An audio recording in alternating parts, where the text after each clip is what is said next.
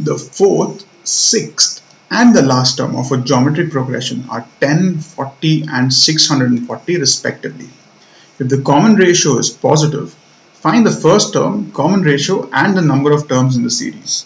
Alright, so we're dealing with the fourth term, sixth term, last term. So basically we need the formula for the general term, which is, you guys remember, a into r raised to n minus 1. Oh, by the way, this question was asked in the ICSE 2020 examination, right? So we'll be using this formula throughout the sum. Yeah. Now, let's note the given information. We've been given the value of the fourth term as 10. So if the fourth term is 10, I can say that T4 is equal to 10. And if I had to write T4 in terms of A and R, the first term and the common ratio, which we need to find. So that would be AR raised to 4 minus 1. 4 minus 1 is nothing but 3. So I can say AR cube is equal to 10. Right, so let's mark this as our first equation. Let's give a similar treatment to the sixth term. We know that the sixth term is T6 is equal to 40. And if it's T6, that is AR raised to 6 minus 1, which is AR raised to 5, is equal to 40. And this here is our second equation, sorry. Right? Now now we've got two equations in A and R, and both of our which are unknown. So to solve that, I'll divide equation number 2 by equation number 1, right? So by doing that, I get on my left hand side I have AR raised to 5 divided by AR cube. This is my left hand side. And on the right hand side, AR raised to 5, which is 40. I have 40 divided by 10. Right. So let's start simplifying this equation. As you can see, the a in the numerator and denominator will get cut. R raised to 5 divided by R raised to 3. Remember the laws of indices. A raised to m upon A raised to n is equal to A raised to m minus n. So that gives me R square. 5 minus 3 is 2. And here, if you notice, 40 upon 10, that is nothing but 4. So R square is equal to 4. Right? If R square is 4, that means R is either 2 or R could be negative 2 as well. Right? But if you read the question, they have told us that the common ratio is positive. So we will reject this value. We will reject R is equal to minus 2. Right? Now we can write that down. Since the common ratio is positive, R is equal to negative 2 is rejected. Alright, now if they hadn't mentioned that particular condition, we would have to consider both the cases, and then we would have got two separate answers. Right? So since the common ratio is positive, R is equal to negative, rejected. Therefore, I can conclude that the value of R, our common ratio, is 2. Okay, now we have the value of R. Let's substitute that in equation number 1 and find the value of A as well. Right, so R is equal to 2. We know that. Now what we'll do is we'll substitute R is equal to 2 in equation number 1. Right. So equation number 1 is AR cube is equal to 10. This equation here.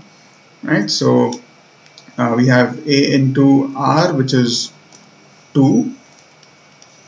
Cube is equal to 10.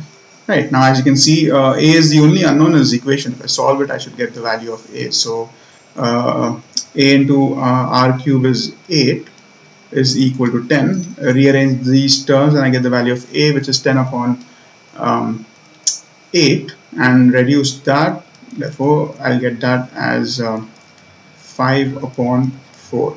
So I have the value of the first term, I have the value of the common ratio. They have also asked us to find the number of terms in this series. Right? They've asked us to also find the number of terms in the series. And for that, we will use this piece of information regarding the last term. We know that the last term is 640. Right? So what I will say is, if I know the position of the last term, right, that gives me basically the number of terms in the entire series. So I can say let the last term let last term equal to Tn, right? Which is, and if you guys remember the formula for Tn, which we already discussed and have been using for all of these sums so far, is a into the first term a into the common ratio r to the power n minus 1, right? N minus 1.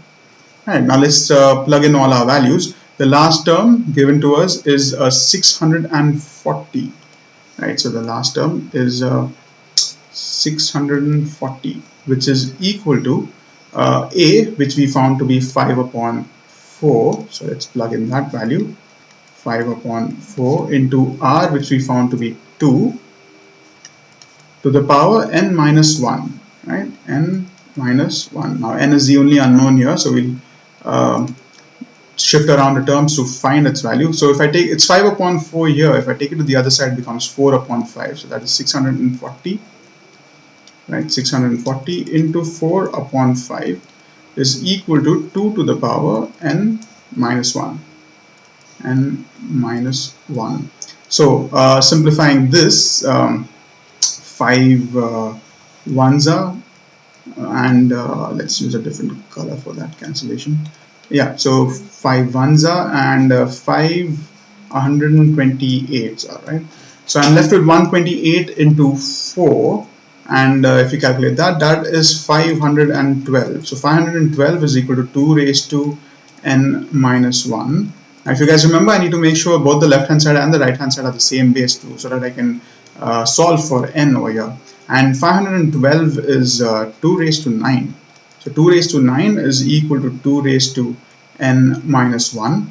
This gives me the value of n minus 1 as 9, right? And if I simplify this, I get the value of n as 10, right? So that gives me the answer for the number of terms as well. And we are almost out of space here, so I'll write my answer in this corner here, right? Let's write down all our answers that we found for our final answer statement.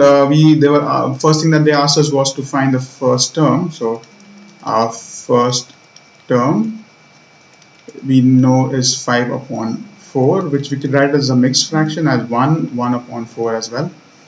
Our common ratio, the common ratio, which we found as 2, remember it had to be positive.